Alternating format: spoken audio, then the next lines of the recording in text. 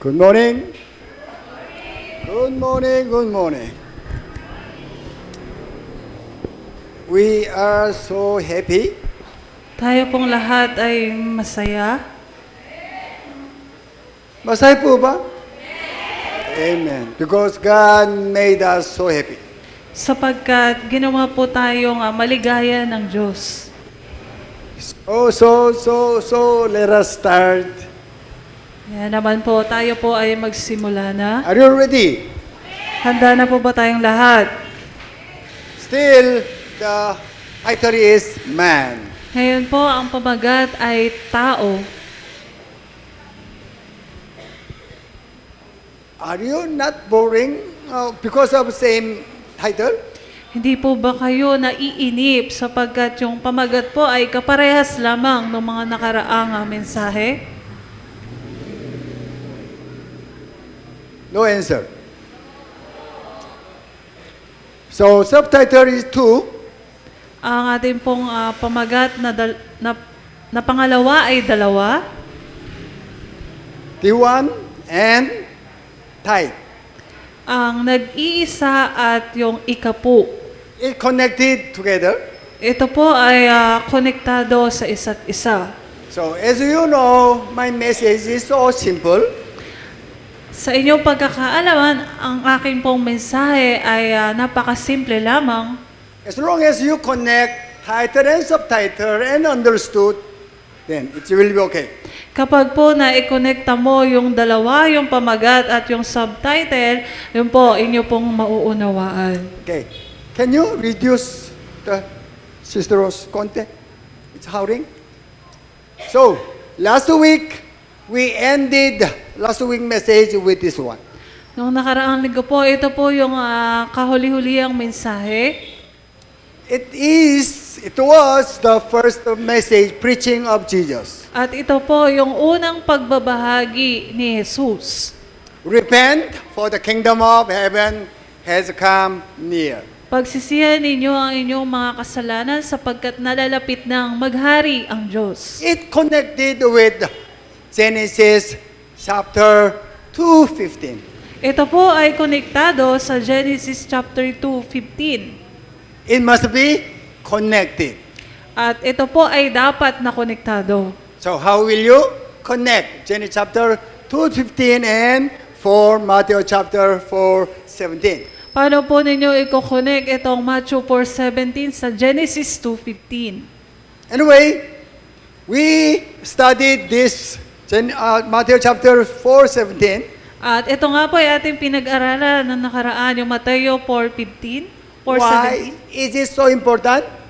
Bakit po ito ay napakahalaga? Not only first preaching of Jesus, Hindi po dahil ito po ay unang pagbabahagi o pagpapahayag ni Jesus. this is the restoring of first what God did. Ito po ay ang pagbabalik kung ano po yung nawala sa atin at kung ano po yung ginawa ng Diyos noong una. Last week, I spoke one word, reset. Nung nakaraan ko po, meron po isang salita na sinabi yung reset or simulan ulit or ulitin ulit. See, God created human Hinilikha po ng tao ang Diyos in His image and likeness. sa kanyang wangis at tulad. We already studied what is image and likeness. At napag-aralan po natin kung ano ang imahe at tulad ng Diyos. That is so important for us or for Him. At yun nga po ay napakahalaga sa atin maging sa Diyos. Then, God put them in the Garden of Eden. At inilagay nga po ng Diyos ang tao sa Garden in Eden. That's what Genesis chapter 2:15 says. Yun po ang sinabi sa Genesis 2:15. And gave them the order At binigyan po sila ng utos to work and take care. na ito po ay kanilang pangalagaan. To work meaning to become. Ibig sabihin po ng work ay maging. You must grow and you must be just like me. Kailangan mo nga lumago, lumaki at maging katulad ng Diyos. Then God gave them kingdom. At ibinigay nga po ng Diyos ang kaharian sa tao. That's why as we studied, we are kings. At katulad po ng ating napag-aralan, tayo po ay tinawag na mga hari. Amen po ba? You are kings. I am king too. Ikaw ay hari, gayon din naman ako ay hari. That's what God gave them everything in Garden of Eden. Yun po ang ginawa ng Diyos. Binigay po ng Diyos ang lahat sa tao doon sa garden sa Eden. Then God gave them one condition. At binigyan nga po sila ng Diyos ng isang kondisyon. What was that?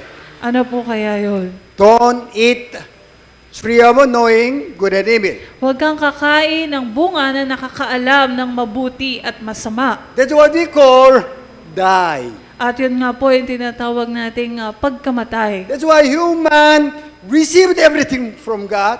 Tinanggap nga po ng tao ang lahat mula sa Diyos. Then, as long as Adam and Eve commit sin, they lost everything. At nung nagkasala nga po ang tao, si Eva at si Adan, nawala po sa kanila ang lahat ng bagay. Then Jesus came. At dumating po si Jesus. Jesus reset everything what God lost. At ibinilik ni Jesus lahat ng nawala natin mula sa Diyos. That's why He said, I will get the kingdom which you lost. Kaya nga po sinabi ni Jesus, nakukunin ko ang kaharian na inawala sa iyo I will give it back to you. at ibabalik ko sa iyo. This is what first preaching of Jesus. Yun po ang unang pahayag ni Jesus. That's why repent means, Yung pong repent o pagsisihan, ang ibig sabihin po niyan ay, what's the meaning of repent? ano po ang ibig sabihin ng repent o pagsisihan? Change your mind and purpose. Baguhin mo ang iyong isip at ang iyong layunin. Don't consider yourself you are ordinary person. Huwag mong ikonsidera na ikaw ay pangkaraniwang tao lamang. So don't misunderstand you are a sinner. At huwag mo ring ipagkakamali ang iyong pagiging makasalanan. I will remove your sins through my blood. Tatanggalin ko ang lahat mong kasalanan sa pamamagitan ng aking dugo. I will restore what you lost. Ibabalik ko ano man ang nawala sa'yo. Then you will be the king of your kingdom. At ikaw ang magiging hari ng iyong kaharian. That's why Jesus said, repent. Kaya po sinabi ni Jesus na baguhin mo ang iyong You isip at ang iyong layunin. Have to know who you are. Kilalanin mo, alamin mo kung sino ka. You are a slave of Satan, Ikaw ay naging alipin ni Satanas. but I will make you again king. At ngayon, ikaw ay gagawin kong muli na isang hari. You have to change your mind and purpose. Baguhin mo ang iyong isip at ang iyong layunin. Why? Bakit po? Jesus said, why meaning? Because for is meaning, why and because. Ang ibig sabihin po ng for ay kung bakit at kung para saan. Near meaning, I will redeem what you lost. At ang ibig sabihin po ng nalalapit ay ibabalik po ni Jesus ang mga nawala sa I atin. will give it back to you. Ibabalik niya po sa atin And you will have kingdom again. at mababalik sa iyo ang iyong kaharian Then you will be king. at ikaw nga ang tatayong hari. That will be your new identity.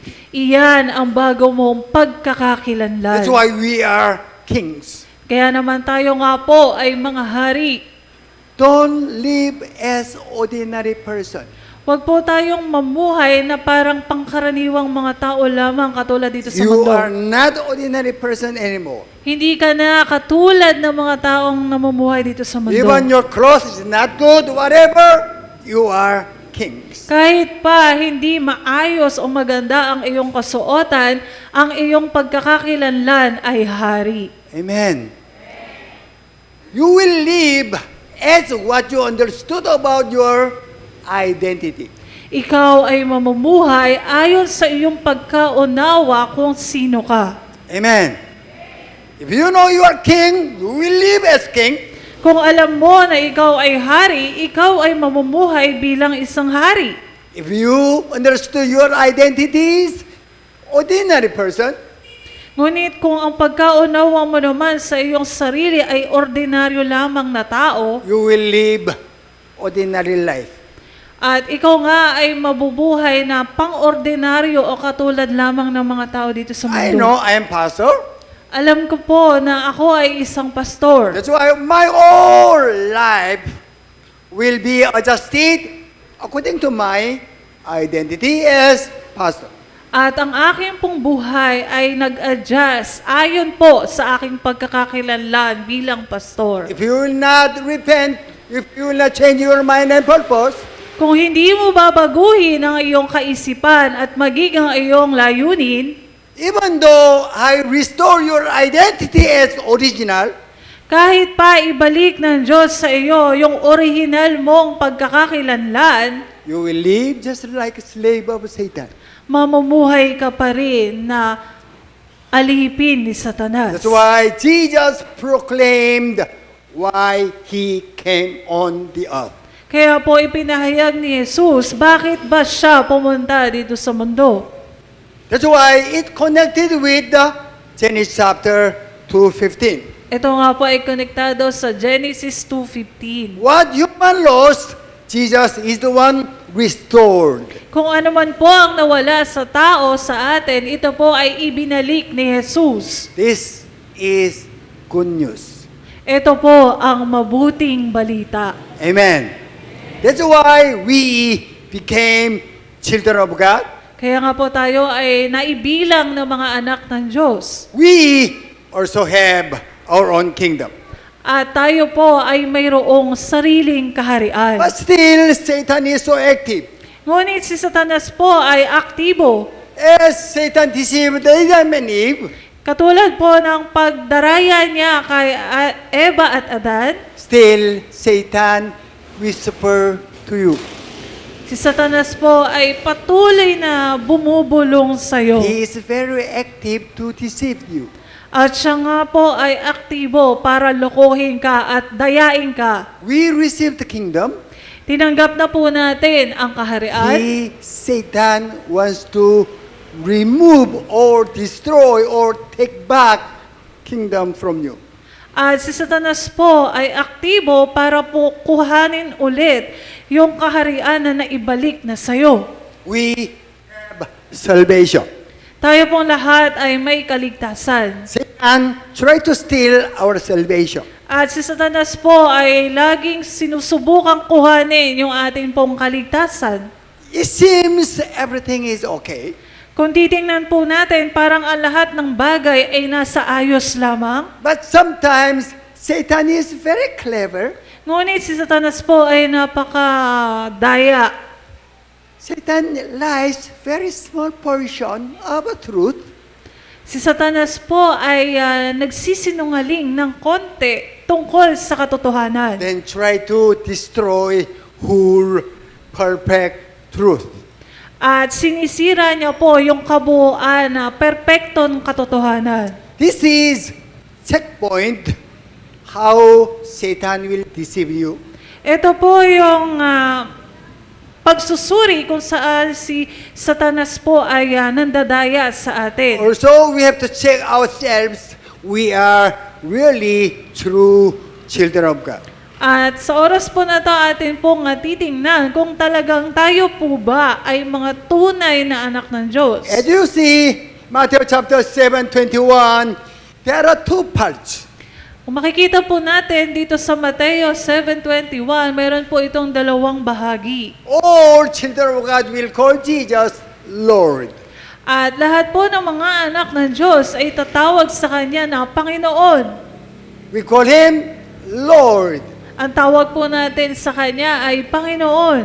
Even though every Christian call Jesus Lord, Kahit pa po lahat ng Kristiyano ay tumatawag kay Jesus na Panginoon, there are two groups. meron po yung dalawang grupo. According to chapter 7:21, everyone who says Lord, Lord, but some are okay, some is still not good. Sa Mateo 7:21, sinasabi po na sino mang tumatawag kay Jesus na Panginoon, meron pong masasabi dyan na sila ay okay o mabuti at yung iba naman ay hindi mabuti. All Christians receive the kingdom.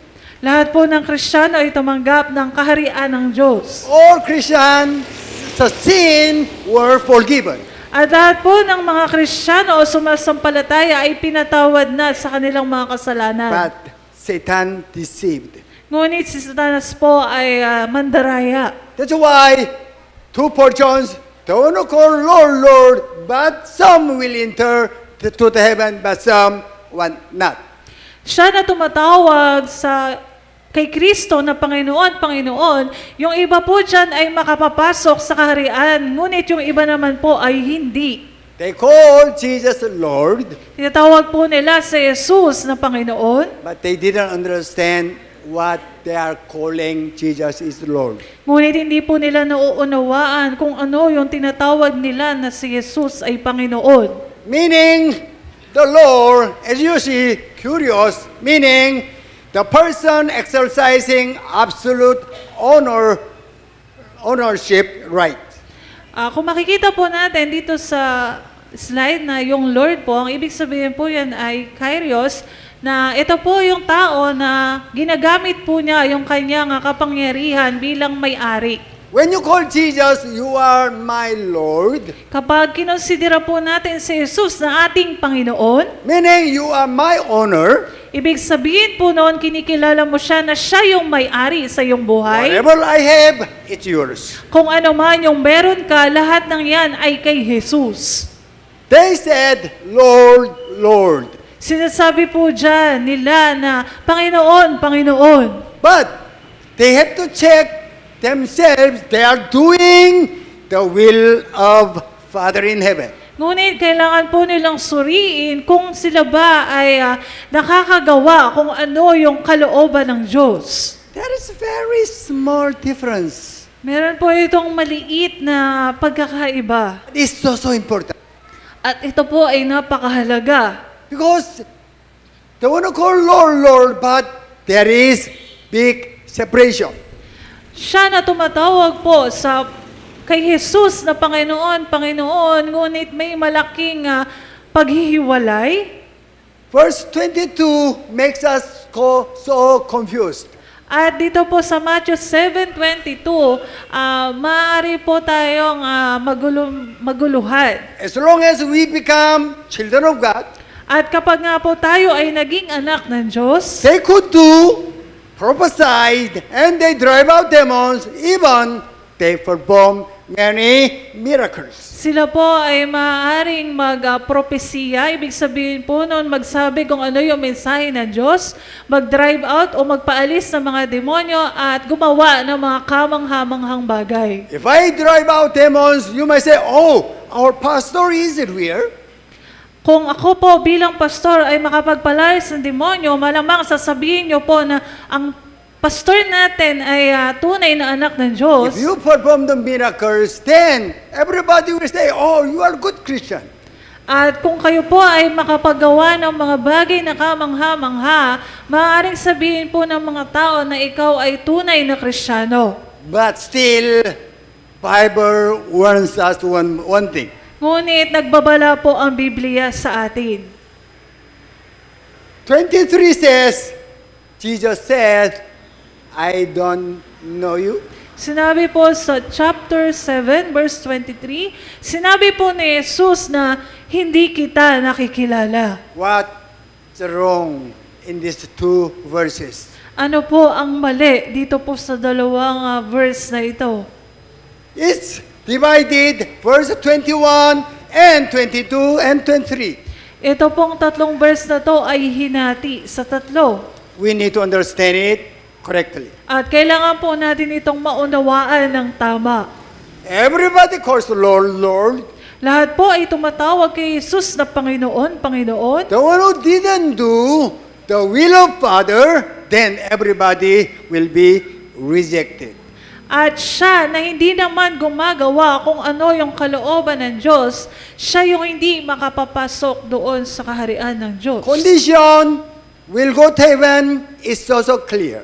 Ang kondisyon po na pagpunta sa langit ay napakaliwanag. The one who does the will of my Father will enter the kingdom of heaven. Siya na gumagawa o sumusunod sa kalooban ng aking Ama ang siyang papasok sa kaharian ng langit. The one who performed, prophesied, and drive out demons, and performed the many miracles, they didn't do the will of Father. Siya na nagpapahayag, nagpapalayas sa mga demonyo at gumagawa ng mga kamanghamanghang bagay, sila po ba ay hindi sumusunod sa kalooban ng Ama? That question must be solved. At yung tanong po na yan ay dapat pong mabigyan ng kasagutan. So, it's so clear, the one who does the will of Father will enter kingdom of heaven. Ito po ay maliwanag na sino mang gumagawa o sumusunod sa kalooban ng Ama ay siyang makapapasok sa kaharian ng langit. Verse 20, 23, 10. What is next verse? So pagkatapos po ng verse 23, ano po yung susunod? Verse 23, what is next verse? 24. Huh? 24. Dapat 24. Everybody knows. We'll talk about that matter later. Mamaya po natin babalikan yung verse 24. This one is first. Ito po muna. We read Matthew chapter 7, 13. Enter through the gate, narrow gate, for wide is the gate and broad is the road that leads to destruction, and many enter through it. But small is the gate and narrow the road that leads to life, and only a few find it. This portion is ahead of what we have read. Ito pong parte po na ito po ay halos nauna na doon po sa pinag-uusapan natin kanina, masyado ng malayo. We started 21, Nagsimula po tayo sa verse 21. but actually this verses started from verse 13. Ngunit ito pong mga verse na ito po ay magsisimula dapat doon sa verse 13. It connected together. At ito pong dalawang ito ay konektado sa isa't That's why isa. if we want to translate or interpret this one in the right way, we have to study from starting story verse 13. At kung gusto po nating mas maunawaan po ito at pahayag po natin ng mas mabuti, kailangan po nating pumunta doon sa simula. That's why 24 up to the end, we'll study later. But first, how this story, these verses was started. At kailangan po nating malaman paano po ba nagsimula yung istorya dito sa Matthew 7:21 muna bago po doon sa una. That's why we need to study from chapter 7, 13 first. Kaya po ngayon, doon naman po tayo sa Matthew 7:13. The one who does the will of Father connected narrow gate. At siya na gumagawa o sumusunod sa kalooban ng Ama ay konektado po doon sa tinatawag na maliit na daan.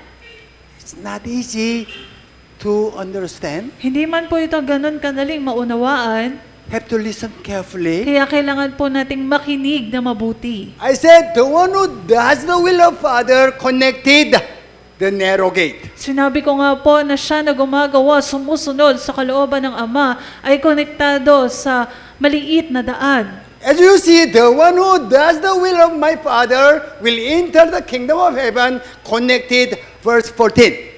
At sinasabi ko nga po na siya na gumagawa ng kalooban ng Ama, ang siya makapapasok sa kaharian ng langit ay konektado po sa verse 14. Because small gate will lead to the life, meaning will go to heaven. Sapagkat ang ibig sabihin po ng maliit na daan, ito po ay papunta sa buhay, ito po ay konektado dun sa kalooban ng Ama. Verse 13 says narrow gate, 14 says small. Sinabi po doon sa verse 13 na makipot na daan. At dito Actually, naman po sa 14 ay maliit na daan. Original word is same. Sa original po na salita ay parehas lamang po sila. So as you see, stenos, same. Narrow, small is same word. Stenos. Yung salitang stenos po, original na salita sa English po ay parehas lamang po na narrow o small. That's why we need to understand what is the narrow gate, what is wide gate. Kaya po kailangan po nating maunawaan ano po ba yung makipot na daan at yung malawak na daan. The one who passed through the wide gate cannot go to heaven. Siya na dumaan po doon sa malaking daan o malawak na daan ay As 13 says, wide gate will lead to the destructions. sinasabi nga po dito sa verse na yung malawak na daan, ito po ay distraction sa atin. Then verse 15 talks about the wide gate. At sa verse 15 naman po, ito po ay tinutukoy yung malawak na daan. Verse 15 talks about what? Wide gate. Ito po ang tinutukoy po ng verse 15 ay yung malaking daan.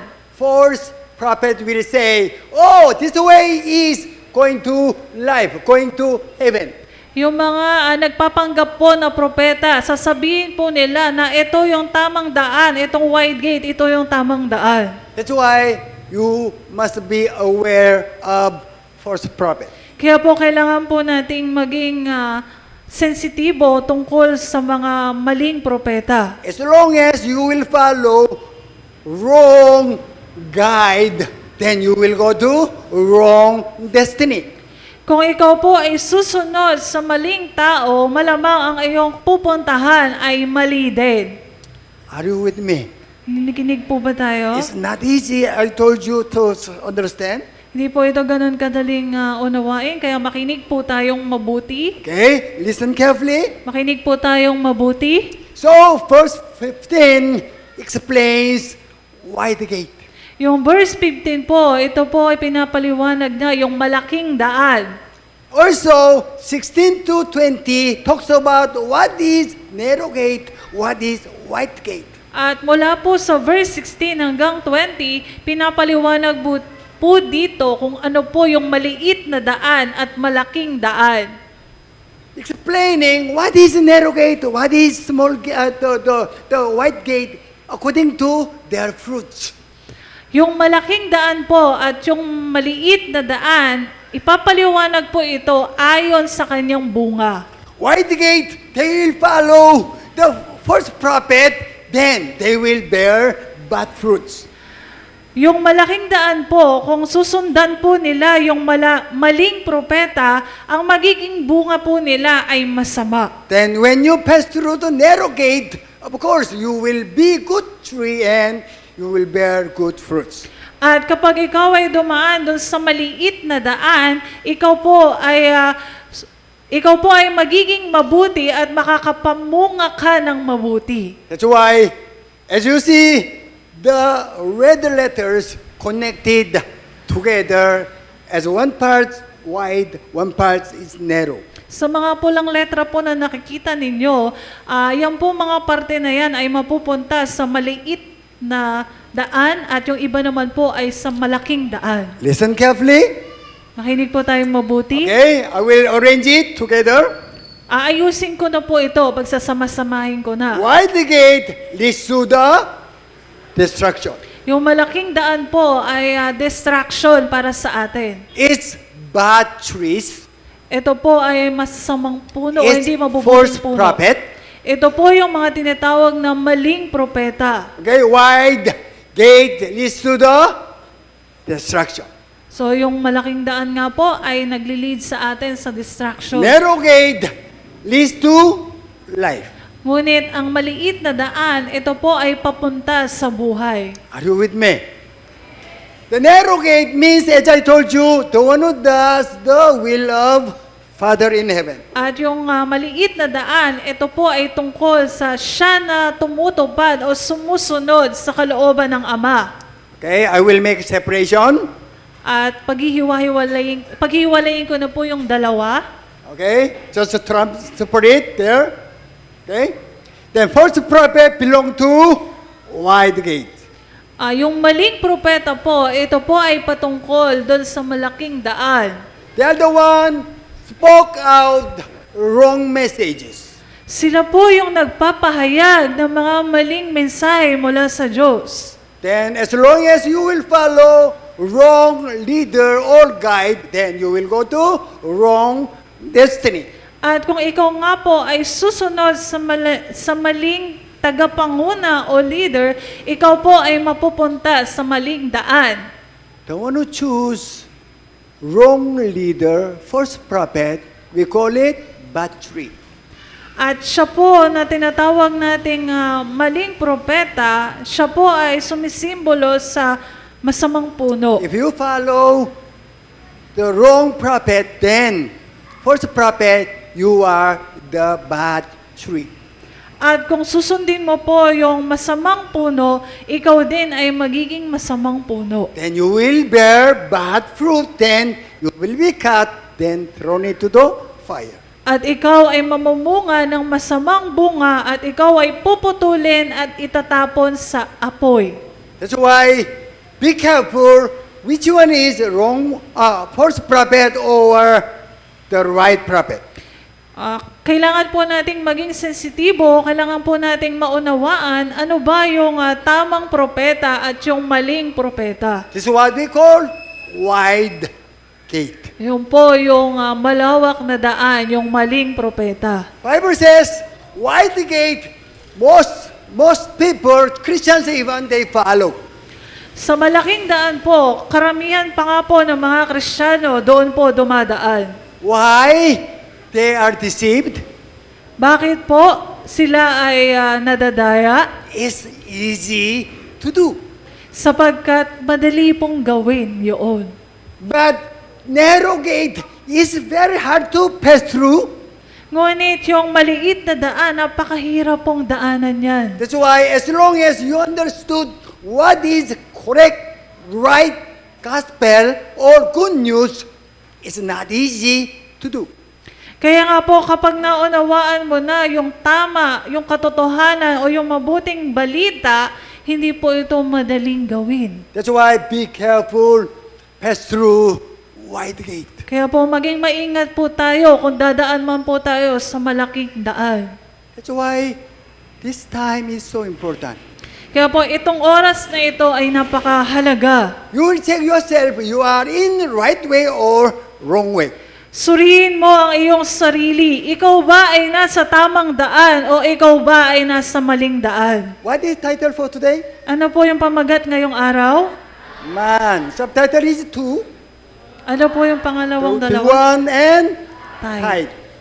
It connected as Ito po ay konektado. Yung tao, yung nag-iisa at yung ikapu. so as you see the black square, God said you are wrong. Doon nga po sa itim na parisukat, sinasabi po doon na ikaw ay nasa maling daan. Now we understood we have to choose narrow gate.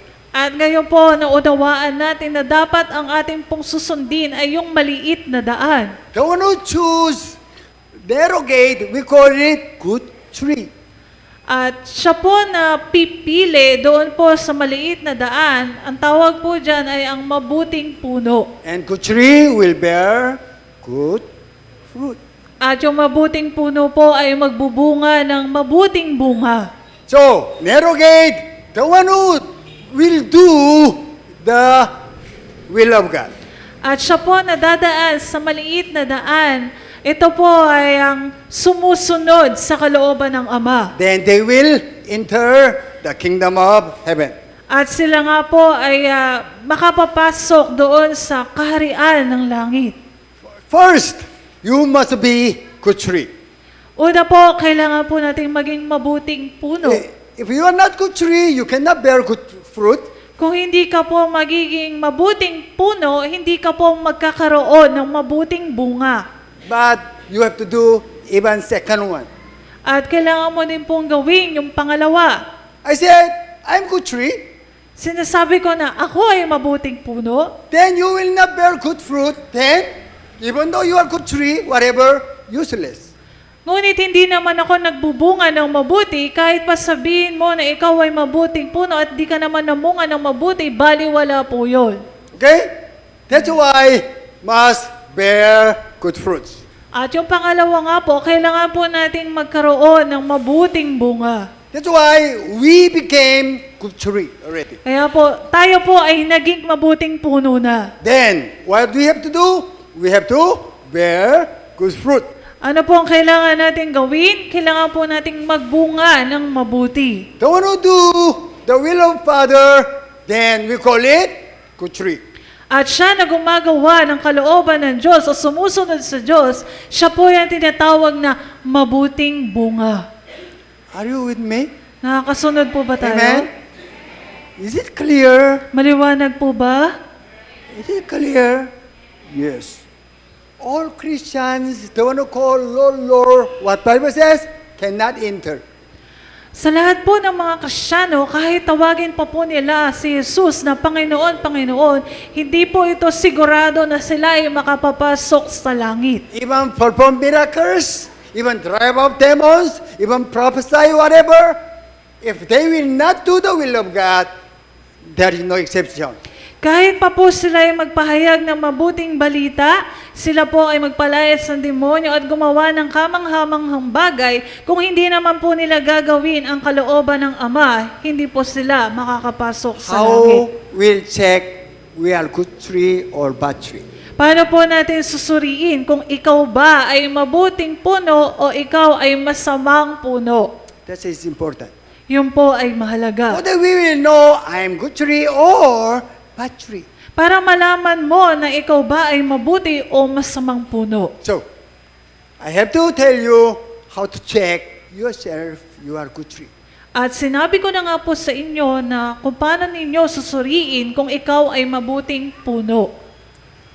How to check is checklist is Matthew chapter 16, baba. Paano po natin susuriin kung tayo po ay mabuti o masamang puno? Dito po sa verse, Jesus asked them, who do you say I am? at sinabi nga po ni Jesus, tinanong po niya na sa inyong pagkakakilala, sino ba ako? Jesus asked, how do you understand me? Sinabi po ni Jesus, gaano mo ba ako nakikilala o nauunawaan? Am I ordinary? Am I Christ? Am I one of the prophet? That was the question. Ang tanong po, ako ba ay ordinaryo lamang? Ako ba ay isang propeta? O ako ba ay si Kristo? One word. How do you understand my identity? Sa ibang salita po, gaano po ninyo nauunawaan ang pagkakakilanlan ko? Then, verse 16, Simon Peter said, what? You are the Messiah and Son of the living God. At sinabi nga po ni Simon Pedro, sagot po niya na ikaw ang Mesaya, ang anak ng buhay na Diyos. Then Jesus said, you are right. At sinabi nga po ni Jesus na tama ka. Then I will build my church. At ikaw ay magiging aking sambahayan. Meaning you become good tree. Ibig sabihin po nun, ikaw ay naging mabuting puno. We'll study, okay, Messiah. Pag-aaralan po natin yung Messiah. When we come to the Messiah, that's the one, what? Christos. Ibig sabihin po ng Messiah ay Kristos. Then, the definition, Messiah, Christ, anointed one. Ang ibig sabihin po nun ay Kristo o pinili ng Diyos. Okay? That's why Simon Peter said, you are the Messiah. Peter said, you are the Christ. Peter said, you are the anointed one. Sinabi po ni Simon Pedro na ikaw ang Messiah, ikaw ang Kristo, at ikaw ang pinili ng Diyos. Who is you? Sino po yung you? Who is you? Sino po yung ikaw? You are you. Ikaw ay ikaw, I am I. at ako ay ako nga. Sorry, joke. So, who is you? Sino po yung tinutukoy na ikaw? Who is you? What? Who Peter is talk to whom? Sino po ba yung kinakausap ni Simon Pedro? Peter talk to Jesus. Jesus. That's why you is Jesus. Jesus. Jesus is Messiah. Si Jesus po ang Mesyas. Meaning Jesus is Christ. Na ibig sabihin po, si Jesus yung tinatawag na Kristo. Jesus is anointed one. Siya po yung nag-iisang pinili ng Diyos. Is it so easy to understand? Ito po ba ay madaling maunawaan? Amen. Even I think elementary could understand it. At kahit pa po yung mga nasa elementarya ay mauunawaan po ito. As we know, Christ meaning anointed one. At sa ating po pagkakaalam, ang Kristo, ang ibig sabihin po niyan ay ang pinili. So Messiah, Christ, anointed one is same word. Ang Messiah po, yung anointed one, ay iisa lamang pong salita. So Peter recognized Jesus is anointed one or Christ or Messiah. Jesus said, you are right. At si Simon Pedro nga po, nakilala niya si Jesus na siya, Messiah, Kristo, at pinili ng Diyos. At sinabi ni Jesus sa kanya na, tama ka. Meaning, you, Peter, recognize me anointed one. Na sinabi ni Jesus na, ikaw, Pedro, ako ay nakilala mo bilang pinili ng Diyos. Then I'm the one anointed king. At ako nga ay pinili bilang maging hari. I'm the one prophet. At bilang maging propeta. I am also high priest. At bilang dakilang saserdote. Are you with me? Nakakasunod po ba? Anointed one are three in Old Testament. Ang anointed one o pinili ay meron pong meaning sa Lumang Testamento. So, Jesus said, I'm the one king and prophet and high priest. At sinabi po ni Jesus na ako ang hari, ang propeta at ang dakilang saserdote. That's why Peter talked to Jesus, you are the Messiah, then I will build my church and the gates of Hades will not overcome it. At si Peter nga po, sinabi niya na si Jesus ang Messiah at sinabi po ni Jesus na aking itatayo ang aking sambahayan at maging ang pintuan ng impyerno ay hindi kayang pagtagumpayan ito. You are good tree now. Ngayon po, ikaw ay mabuting puno. You find out narrow gate. At nakita mo na yung maliit na daan. As you told me, I'm Messiah, you have to live in your understanding. At kung nakilala mo ako na ako ang Messiah, kailangan mong mamuhay ayon sa iyong nauunawaan. Then you will bear good fruit. At ikaw ay mamumunga ng mabuti. So, we need to study what is king, what is priest, what is prophet, what is high priest. Kailangan po nating pag-aralan ano ba yung hari, ano yung propeta, at ano po yung dakilang saserdote. Then we will live according to what we understood, king, prophet, high priest. At tayo nga po ay mamumuhay ayon sa ating pagkaunawa bilang hari, bilang propeta, at bilang dakilang saserdote. Jesus is Messiah, king, prophet, high priest.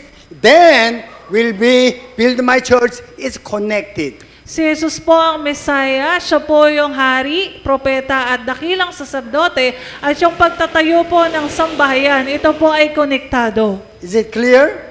Maliwanag po ba? Amen, amen. So, we'll study who is prophet. Pag-aaralan po natin, ano po ba ang propeta? Spokesperson of Heavenly Father. Ang propeta po ang tagapagsalita ng amang nasa langit. In Malacanang, there is spokesperson of president. Sa Malacanang po, meron pong tagapagsalita ang presidente. Also, the prophet is the one messenger of God. At ang propeta nga po ay ang tagapagsalita ng Diyos o tagahatid ng balita ng Diyos. High priest, he is the one handle or serve the ceremony for our forgiveness.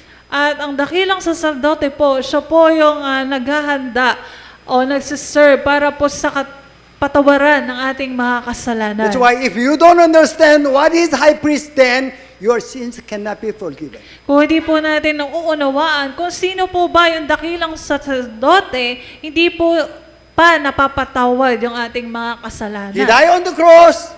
He paid our wage of our sins. Then our all sins were forgiven. Si Jesus po ay namatay sa krus at siya po ay nagbubo ng dugo, namatay po siya at para bayaran yung ating mga kasalanan. That's why Peter understood Jesus will die for all human beings on the earth. At si Simon Pedro nga po, naunawaan po niya na si Jesus ay mamamatay para sa kasalanan ng marami. When we understood, that's why our all sins were forgiven. At tayo nga po, naunawaan na po natin yan, kaya naman ang ating pong mga kasalanan ay pinatawad na. So we try to listen to what Jesus spoke. At subukan din po nating pakinggan, o dapat pakinggan po natin kung ano yung sinabi ni Jesus. Why? Because we recognize Jesus as the prophet, as the spokesperson of God. Bakit po? Sapagkat siya nga po ay propeta, siya po ay tagapaghatid ng balita mula sa Diyos. Masaya po ba? Masaya po ba? Amen. Hindi boring? Hindi boring? Ay, salamat. So, konti na lang. Okay? Oh, we need to study now King. At ngayon naman po, yung hari ang ating po pag-uusapan. As you study Lord, King is same word, curious. Ang salitang hari at Panginoon ay isa lamang pong salita. Ito po ay curious. When you call Jesus, meaning you are my King. Kapag tinawag mo si Jesus, ibig sabihin nun, ikaw ang aking hari. Lord, King is same word, curious. Ang Lord, Panginoon at hari ay isang salita lamang na A curious. person exercising what? Not honor or ordinary ownership, absolute ownership rights. Siya po yung nagpapatupad or siya po yung gumagamit ng kapangyarihan na walang katulad. We call Lord, Tawag po natin sa Kanya ay Panginoon then we call honor. at tinatawag din natin siyang may-ari. We will say you are owner, then you have ownership. Kapag sinabi mo po na siya ay may-ari, tinatawag mo po na siya yung We nagmamay-ari. call it also lordship. At tinatawag din po natin itong pagiging Panginoon. Yes, all churches talks about lordship. At lahat nga po ng sambahayan ay nagpapahayag ng pagiging Panginoon ni Jesus. Jesus is our Lord. At si Jesus po ang ating Panginoon. Meaning He owns whatever we have. Ibig sabihin po nun, siya po ang nagmamay-ari lahat ng mayroon tayo. But problem is they call, you are my king, but they don't submit to them. Sinasabi po ng tao na ikaw yung aking hari, ikaw yung nagmamay-ari, ngunit hindi naman nila sinusunod kung ano ang sinasabi ni Jesus. Still, they are exercising their own ownership. At doon nga po, makikita po natin na sila pa rin po ang nagmamay-ari ng kanila. When you call you are the owner, then owner will do by himself. At kung kilala po ninyo kung sino yung may-ari gagawa o gagalaw siya ayon sa kanyang pagiging may-ari. So I will interpret the Luke chapter 6:46. Ito po, papaliwanag ko po yung Lucas 6:46. If you call me Lord, Kung tatawagin mo akong Panginoon, you must do what I say to you. dapat gawin mo kung ano yung sinasabi ko sa'yo. But you call me Lord, Ngunit tinatawag mo akong Panginoon, then you don't follow what I told you. ngunit hindi mo naman sinusunod kung ano yung sinasabi ko. That's wrong. Yun po ay mali. That's what we call wide gate. Yun po ang tinatawag na malaking daan. They don't submit themselves to the owner. Hindi po sila sumusunod sa nagmamay-ari. Which one is easy? You submit to someone or you will do everything what you want to do. Ano po ba ang mas madali? Ikaw po ay sumunod sa isang may-ari o gawin mo na lamang kung ano yung gusto mong gawin ayon sa iyong sarili. Which one is easy? Ano po yung mas madali? Whatever you want to do, that's what you do. Kung ano po yung gusto mong gawin, yun ang ginagawa mo That's lang. what we call wide gate. Yung po yung tinatawag na ikaw ay nasa malaking daan. You call Lord, but you don't mind who is your Lord. Tinatawag mo siyang Panginoon, pero wala ka namang pakialam talaga sa Panginoon mo. If you understood what is the Lord, Kung naunawaan mo talaga ang pagiging Panginoon ni Jesus, you cannot do what do you want to do, hindi ka makakagawa ng ayon lamang sa iyong but kagustuhan. you have to do what Lord want you to do. Ngunit kailangan mong gawin kung ano yung nais ng Diyos na gawin mo. Amen. You are working in the company, Kung ikaw ay nagtatrabaho sa isang kumpanya, your right thought, your what time even limited by the contract of company. yung oras mo, maging yung galaw mo, lahat yan ay limitado dahil mayroong kontrata. You don't follow the contract, then you will be fired. Kung hindi ka susunod doon sa pinirma ang kontrata, maaaring matanggal ka sa trabaho. So, I told you how you check you are good tree or bad tree. At sinasabi ko nga po sa inyo na suriin po ninyo kung ikaw ba ay mabuting puno o hindi. Submission. Yung pagsunod po. You call Jesus is the Lord. Tinatawag mo si Jesus na Panginoon. You understood what is Lord. How can you be checked? Submission to Him. Kung paano mo mauunawaan yung pagiging Panginoon ni Jesus, ito po ay sa pamamagitan ng iyong pagsunod. Even you call Lord, you will not submit, meaning you are bad tree. Kahit patawagin mo siyang Panginoon, ngunit hindi ka naman sumusunod sa kanyang nais, ikaw ay matatawag na masamang puno. You call Lord, then you will do what He told you to do. You are good tree. At tinatawag mo nga siyang Panginoon at ginagawa mo ang kanyang kalooban o ang kanyang nais, ikaw ay matatawag na mabuting puno. I will submit to the Lord. We call it good tree. Ako ay susunod sa Panginoon. Ang tawag po dyan ay mabuting puno. Amen. Amen. Then, as long as you are good tree, then you will bear fruit. At kung ikaw nga ay naging mabuting puno, ikaw ay mamumunga ng mabuti. You will not live according to your will. Hindi ka mabubuhay ng ayon lang sa iyong kagustuhan o nais. You will live according to the order of your Lord. Then we call it fruits.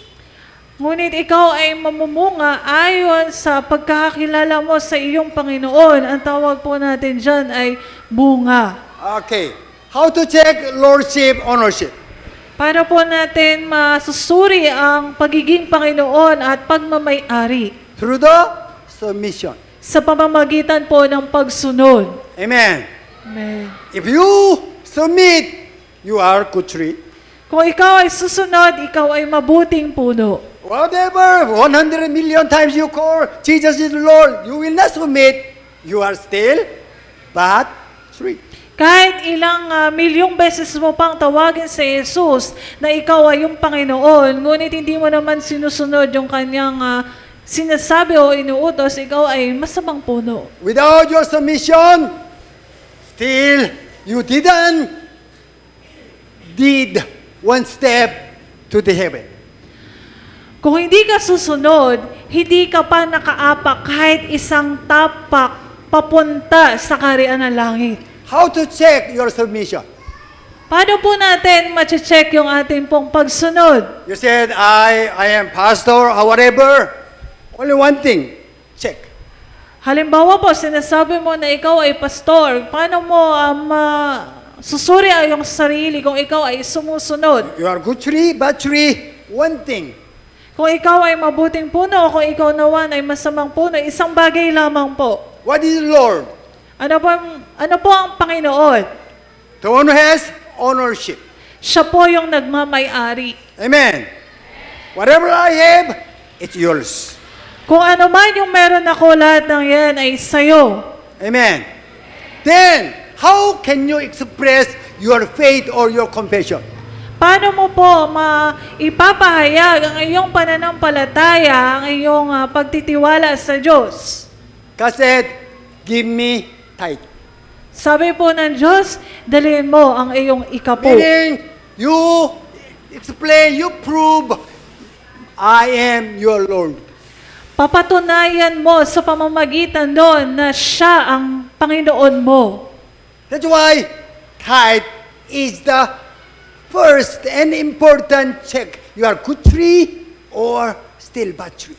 At ang pagdadala po ng ikapo o tithe, ito po ay ang pagsusuri kung ikaw nga ba ay mabuting puno o masamang puno. It's not optional. Hindi po ito dahil may pagpipilian po tayo. If you will not do cassette, you steal mine. Kung hindi mo po ito gagawin, ikaw po ay masasabihin ng Diyos sa'yo na ako pa rin yung may-ari sa'yo. Meaning, you are thief. Ibig sabihin po nun, ikaw po ay matatawag na magnanakaw. God doesn't consider you child of God, but He consider you are thief, nanakaw. Kinukonsidera po ng Diyos, ayon po yan sa Biblia, na kapag hindi po natin dinadala yung ating ikapo, You tayo said, po ay magnanakaw. Whatever I have is yours then. You could not prove without tithe. Kahit pa sabihin mo na lahat ng meron ako ay sa'yo, kung hindi mo naman dinadala yung iyong ikapo, hindi mo yon mapapatunayan. That's why I usually say, if you don't do tithes, you are not yet child of God. Kung hindi pa po tayo nagdadala ng ikapo, masasabi po natin na baka hindi pa po tayo nabibilang sa mga anak ng Diyos. Even though you are very faithful to attend whatever, you are very active in activity of church whatever, still you are not good tree.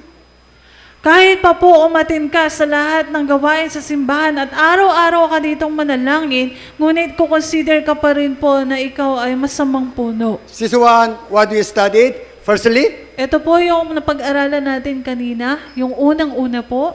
here, this one, as you said,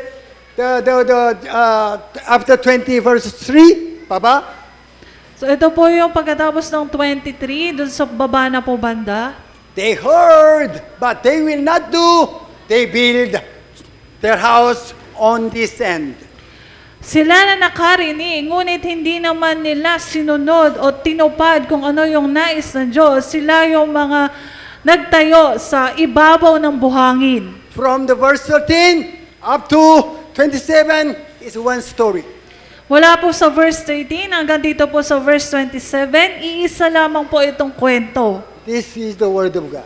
At ito po ang salita ng Diyos. Do not interpret by your own. Huwag po nating ipaliwanag ito ng ayon lang sa sarili nating pagkaunawa. You are, if you will not understand, still you are passing through wide gate. Kung hindi pa po natin ito lubos na nauunawaan, ibig sabihin po noon, tayo po ay lumalakad o dumadaan pa sa malaking daan. Narrow is very hard to pass. Yung maliit na daan, mahirap po itong daanan dahil masikip. You have to kill yourself. Kailangan po laging patayin ang iyong sarili. You have to submit to God. Kailangan mong sumunod sa Diyos. That's the way of life. Yun po ang papunta sa buhay na Wide walang gate, hanggan. whatever you want to do, even you call Jesus the Lord, whatever, that's very wide gate. Sa malaking daan po, kahit pa po tawagin mo si Jesus na siya yung Panginoon mo, pero malaking daan pa rin po yun. Check yourself.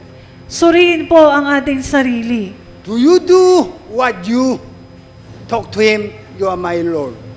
Ginagawa mo ba talaga? Sumusunod ka ba kapag sinasabi mo na siya ay iyong Panginoon?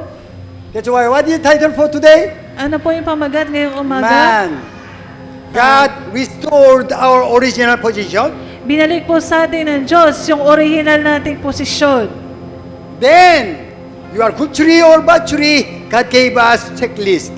Kung ikaw ay mabuti o masamang puno, binigyan po tayo ng Diyos ng pagsusuri. What is checklist? Ano po yung ating pong pagsusuri? Paano po natin susuriin? Tithes. Sa tithes o ikapo. I am not talking about myself. Hindi po ako nagsasabi ng patungkol sa sarili ko lamang. This is the Word of God. Ito po ang salita ng Diyos. Please stand up. Umayo na po tayong lahat. Sorry, my message become longer. Pasensya na po, humaba po yung mensahe ngayong umaga. So, we'll give thanks through our shouting. Tayo po'y magpapasalamat sa ating Ama sa pamamagitan po ng pagsigaw. Amen. Let us shout hallelujah! Hallelujah! Yeah, korayara, korayara. Brother! Yeah, korayara, yara, korayara. Yeah, yeah, yeah, yeah, yeah. Korayara, korayara. Korayara, korayara. Yeah, korayara. Yeah, korayara. Hallelujah! Hallelujah! Hallelujah! Hallelujah! Hallelujah! Hallelujah! Father, we thank you.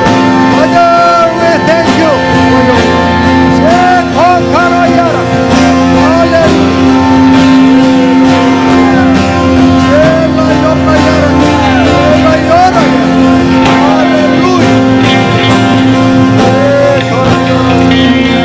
Hallelujah!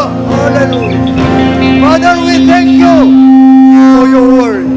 Father, we thank you what you have done this morning even. Father, thank you for your faithfulness. Thank you, Father. Ministry of the Holy Spirit this morning. Hallelujah. May the grace of Jesus Christ, our Lord, our Lord, our Lord, and Savior, the love of Father, still you love us. The fellowship of the Holy Spirit, the one who will remind all the time, Jesus is our Lord. He is the owner of everything of mine. Be with you from now on ever and ever. That's why all children of God will agree and say, Amen. Amen. Amen. Hallelujah. Hallelujah. Hallelujah. Yeah, hallelujah. Hallelujah. I'm so sorry. For the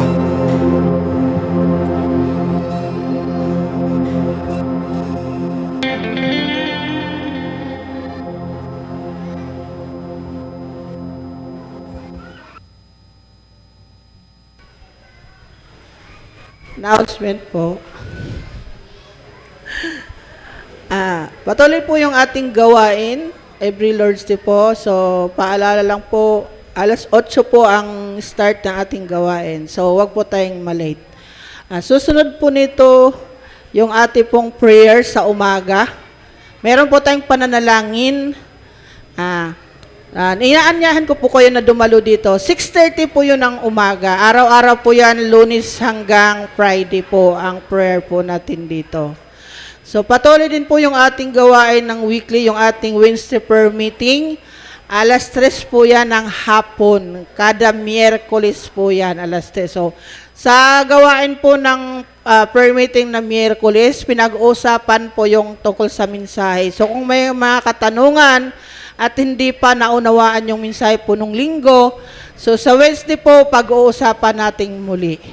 So ganun din naman po yung gawain ng ating mga LK. Ngayon darating po alas 10:30 po yung kanilang mga gawain. So ganun din po, ina-encourage po namin yung inyong mga nanay, tatay na yung mga anak ninyo, apo, 13 pababa. So papuntahin nyo po sila dito, meron po silang gawain. Pagkatapos po nitong gawain natin.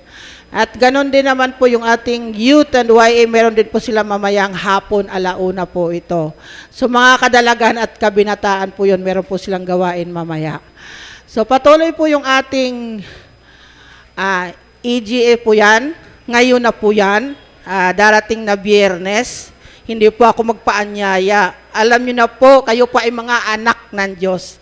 Ang lahat ng mga anak ng Diyos ay dapat dumalo sa gawain ng ating Amang nasa langit. So, hindi po ako mag-invite.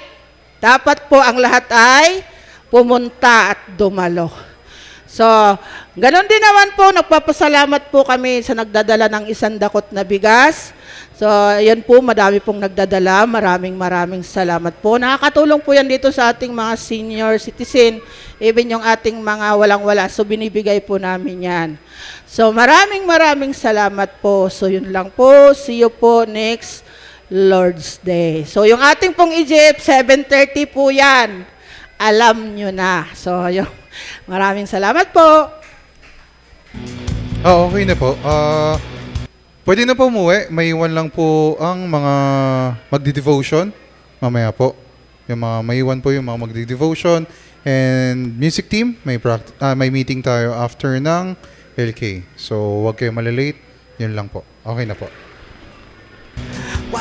Meron po kami hinanda dahil ngayon po ay family day natin. So, iuwi na lang po natin yung pinrepare nating ulam. So, yung mga nanay po natin, pila po tayo dito. Pila na lang po tayo at